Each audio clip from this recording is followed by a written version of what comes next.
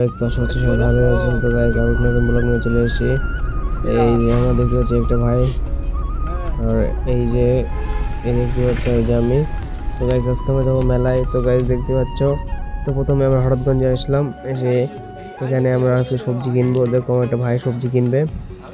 তো গাইজ এই দেখো একটা ভাই গাড়িতে বসে আছে, ওর নাম ঝন্টু। তো গাইজ দেখতে পাচ্ছ আমরা যার গাড়িতে এসেছি তার নাম রাজিবুল। তো ওই দোকানে আমরা যাবো সবজি কিনতে। চলো সবজি কিনতে গিয়ে দেখা হচ্ছে। তো গাইস আমরা চলে এসেছি আমরা সবজি কিনতে। তো গাইস আমরা এখানে আলু কিনতে এসেছিলাম, কিন্তু আলু এখানে নেই। তো আমরা এখানে চলে যাব আলু কিনতে। এখানে আলু আলু নেই, এখান থেকে চলে যাবো। এই দেখো গাইস যেটা ফটো তুলছে এখানে।